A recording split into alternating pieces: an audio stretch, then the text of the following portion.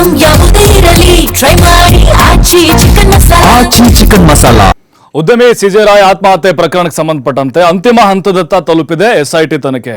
ಶೀಘ್ರವೇ ಕಮಿಷನರ್ಗೆ ವರದಿಯನ್ನ ಸಲ್ಲಿಸುತ್ತಾರೆ ಎಸ್ಐಟಿ ಅಧಿಕಾರಿಗಳು. ಒಟ್ಟು 4 ಆಯಾಮಗಳಲ್ಲಿ ತನಿಖೆಯನ್ನ ಕೈಗೊಂಡಿತ್ತು ಎಸ್ಐಟಿ. ಅದರಲ್ಲೂ ಈ ಐಟಿ ದಾಳಿ ಆಗಿತ್ತು. ಆ ಸಂದರ್ಭದಲ್ಲಿ ಅವರು ಒಳಗಡೆ ಹೋಗಿ ಶೂಟ್ ಮಾಡಿಕೊಂಡಾಗ ಐಟಿ ಅಧಿಕಾರಿಗಳ ಕಿರುಕುಳದಿಂದಲೇ ಇವರು ಆತ್ಮಹತ್ಯೆ ಮಾಡಿಕೊಂಡ್ರು ಅನ್ನುವಂಥ ಆರೋಪ ಅವ್ರ ಕುಟುಂಬಸ್ಥರು ಮಾಡಿದ್ರು. ಅವರೇ ಕಾರಣ ಅಂತ ಹೇಳಿ ನೇರವಾಗಿ ಹೇಳಿದ್ರು. ಜೊತೆಗೆ ಉದ್ಯಮ ಅವ್ರದ್ದೇನೋ ಬಿಸ್ನೆಸ್ ಇತ್ತಲ್ವಾ, ಕೆಲವು ಕಂಪನಿಗಳಲ್ಲಿ ಹೂಡಿಕೆ ಮಾಡಿದ್ರು, ಕೆಲವು ರಾಜಕಾರಣಿಗಳು ಕೂಡ ಇವ್ರ ಜೊತೆ ಕೈ ಜೋಡಿಸಿದ್ರು. ಅದಾದಮೇಲೆ ಪ್ರಭಾವಿ ಶಾಸಕರು ಯಾರೋ ಇವ್ರ ಮೇಲೆ ಒತ್ತಡವನ್ನು ಹೇರ್ತಾ ಇದ್ದಾರೆ, ನನ್ನ ಶೇರ್ ನಂಗೆ ಕೊಡುವಂಥ ಏನೋ ಟಾರ್ಚರ್ ಮಾಡ್ತಿದ್ದಾರೆ. ಆ ಒಂದು ಆಯಾಮದಲ್ಲೂ ಕೂಡ ತನಿಖೆ ನಡೆದಿದೆ ಹೂಡಿಕೆದ ಬಗ್ಗೆ. ಆಮೇಲೆ ಕೌಟುಂಬಿಕದ ಏನಾದರೂ ಕಲಹ ಇತ್ತಾ ಅದ್ರ ಬಗ್ಗೆಯೂ ಕೂಡ ಎಸ್ಐಟಿ ಅವರು ತನಿಖೆ ಮಾಡಿದ್ದಾರೆ.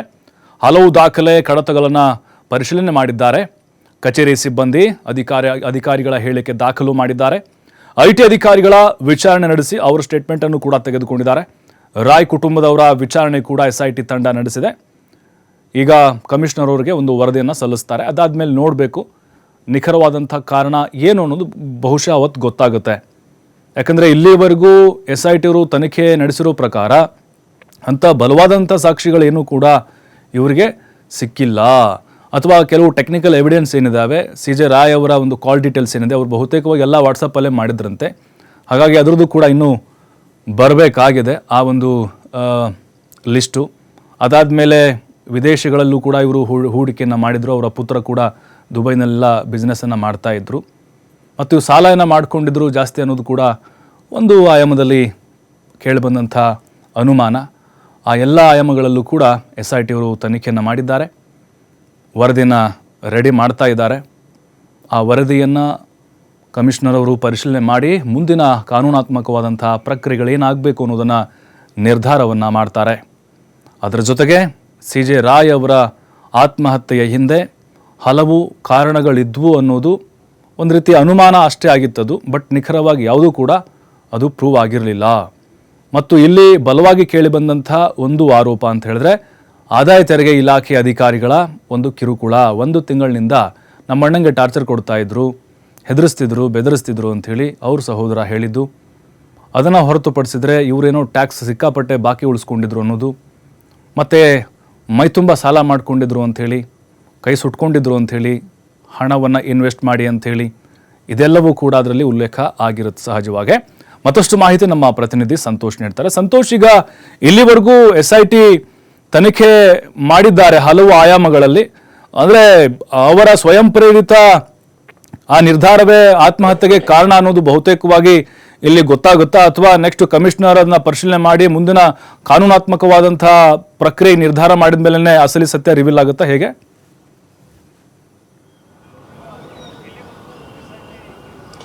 ಪ್ರಭು, ಈಗಾಗಲೇ ಏನು ಸಿಜೆ ರಾಯ್ ಆತ್ಮಹತ್ಯೆ ಪ್ರಕರಣಕ್ಕೆ ಸಂಬಂಧಪಟ್ಟ ಹಾಗೆ ಒಂದು ಹಂತದ ತನಿಖಾ ಹಂತ ಏನಿದೆ, ಇದು ಒಂದು ಹಂತಕ್ಕೆ ಬಂದಿರುವಂಥದ್ದು. ಈಗಾಗಲೇ ಹಲವು ಆಯಾಮದಲ್ಲಿ SIT ಅಧಿಕಾರಿಗಳು ಪ್ರಕರಣದ ತನಿಖೆಯನ್ನು ನಡೆಸಿದ್ರು. ಆದರೆ ಇದುವರೆಗೂ ಕೂಡ ಅವರ ಆತ್ಮಹತ್ಯೆ ಮಾಡಿಕೊಳ್ಳಿಕ್ಕೆ ನಿಖರವಾದ ಕಾರಣ ಅನ್ನೋದು ಇನ್ನೂ ಕೂಡ ಎಲ್ಲೂ ಉಲ್ಲೇಖವಾಗಿಲ್ಲ ಮತ್ತು ಅದರ ಬಗ್ಗೆ ಸ್ಪಷ್ಟ ಮಾಹಿತಿ ಇನ್ನೂ ಕೂಡ ತಿಳಿದು ಬಂದಿಲ್ಲ. ಆದರೆ ಇವರು ಹಲವು ಆಯಾಮದಲ್ಲಿ, ಅಂದರೆ ಹಣದ ಹೂಡಿಕೆಗಳಿರ್ಬೋದು, ಉದ್ಯಮಗಳು ಏನೇನು ಮಾಡ್ತಾಯಿದ್ರು ಆ ವಿಚಾರವಾಗಿರ್ಬೋದು, ಹಣಕಾಸಿನ ವ್ಯವಹಾರ ಇರ್ಬೋದು, ಕೌಟುಂಬಿಕವಾಗಿರ್ಬೋದು, ಈಗ ಬೇರೆ ಬೇರೆ ಆಯಾಮದಲ್ಲಿ SIT ಅಧಿಕಾರಿಗಳು ತನಿಖೆಗಳನ್ನು ನಡೆಸಿದ್ದಾರೆ. ಅದರಲ್ಲಿ ಎಲ್ಲೂ ಯಾವುದೇ ರೀತಿಯ ಮಾಹಿತಿಗಳು ಕಂಡು ಬಂದಿಲ್ಲ. ಅದರ ಜೊತೆಗೆ ಇನ್ನು ಕಚೇರಿಯಲ್ಲಿ ಕೆಲಸ ಮಾಡ್ತಿದ್ದ ಸಿಬ್ಬಂದಿಗಳಿರ್ಬೋದು, ಅವರ ಆಪ್ತ ಸಹಾಯಕರಿರ್ಬೋದು, PAಗಳಿರ್ಬೋದು, ಗನ್ಮ್ಯಾನ್ಗಳಿರ್ಬೋದು, ಜೊತೆಗೆ ಕುಟುಂಬಸ್ಥರೆಂದರೆ ಇವರೆಲ್ಲ ಸ್ಟೇಟ್ಮೆಂಟ್ಗಳನ್ನು ತೆಗೆದುಕೊಳ್ಳಲಾಗಿದೆ. ಯಾರು ಕೂಡ ಎಲ್ಲೂ ಯಾರ ಮೇಲೂ ಆರೋಪಗಳು ಇಲ್ಲ, ಈ ಕಾರಣಕ್ಕಾಗಿ ಆತ್ಮಹತ್ಯೆಯನ್ನು ಮಾಡ್ಕೊಂಡಿರ್ಬೋದು ಅನ್ನೋದ್ರ ಬಗ್ಗೆ ಎಲ್ಲೂ ಯಾರು ಯಾವುದೇ ಹೇಳಿಕೆಗಳನ್ನು ಕೊಟ್ಟಿರುವಂಥದ್ದು ಇನ್ನೂ ಕೂಡ ಕಂಡು ಬಂದಿಲ್ಲ. ಅದರ ಜೊತೆಗೆ ಆತ್ಮಹತ್ಯೆ ಮಾಡಿಕೊಂಡಿದ್ದ ದಿನ ಏನಿತ್ತು ಅವತ್ತು ಆದಾಯ ತೆರಿಗೆ ಅಧಿಕಾರಿಗಳು ಅಲ್ಲೇ ಇರ್ತಾರೆ.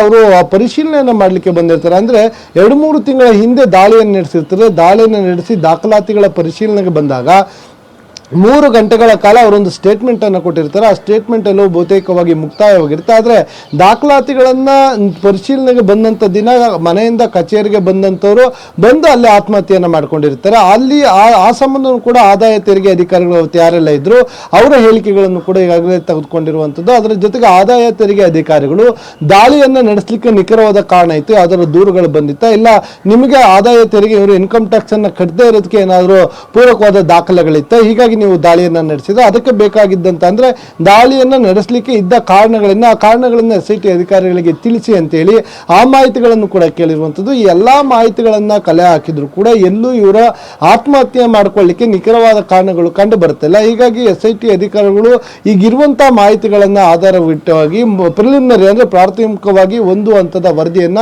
ನಗರ ಪೊಲೀಸ್ ಆಯುಕ್ತರಿಗೆ ಸಲ್ಲಿಕೆಯನ್ನ ಮಾಡಲಿಕ್ಕೆ ಸಿದ್ಧತೆಯನ್ನ ಮಾಡಿಕೊಂಡಿದ್ದಾರೆ ಅನ್ನೋ ಮಾಹಿತಿಗಳು ಲಭ್ಯವಾಗ್ತಿದೆ. ಹೀಗಾಗಿ ಅವರ ಆತ್ಮಹತ್ಯೆ ನಿಜಕ್ಕೂ ನಿಗೂಢವಾಗಿ ಉಳಿದೋಗುತ್ತಾ ಇಲ್ಲ ಅದು ಈ ಮುಂದಿನ ದಿನಗಳಲ್ಲಾದ್ರೂ ಹೊರ ಬರುತ್ತಾ ಕೇವಲ SIT ತನಿಖೆಗೆ ಮುಕ್ತಾಯವಾಗುತ್ತೆ ಇಲ್ಲ ಅವರ ಕುಟುಂಬಸ್ಥರು ಇಡೀ ಪ್ರಕರಣಕ್ಕೆ ಸಂಬಂಧಪಟ್ಟ ಹಾಗೆ ಉನ್ನತ ತನಿಖಾ ಸಂಸ್ಥೆಗಳಿಗೆ ಅಂದ್ರೆ CBI ಇರ್ಬೋದು ಇತರ ಉನ್ನತ ತನಿಖಾ ಸಂಸ್ಥೆಗಳೇನಾದ್ರು ತನಿಖೆಯನ್ನು ಮಾಡಿ ಅಂತ ಒತ್ತಾಯವನ್ನು ಮಾಡ್ತಾರೆ ಅನ್ನೋದು ಕಾಯ್ದು ನೋಡಬೇಕಾಗುತ್ತೆ. ಸದ್ಯ ಇದುವರೆಗೂ SIT ಅಧಿಕಾರಿಗಳು ನಡೆಸಿದ ತನಿಖೆಯಲ್ಲಿ ಯಾವುದೇ ರೀತಿಯ ಸತ್ಯಾಂಶಗಳು ಅಂದ್ರೆ ಆತ್ಮಹತ್ಯೆಗೆ ನಿಖರವಾದ ಕಾರಣ ಎನ್ನುವುದು ಎಲ್ಲೂ ಕೂಡ ಇನ್ನು ತಿಳಿದು ಬಂದಿಲ್ಲ. ಪ್ರಭು, ಥ್ಯಾಂಕ್ ಯು ಸಂತೋಷ್ ಮಾಹಿತಿಗಾಗಿ.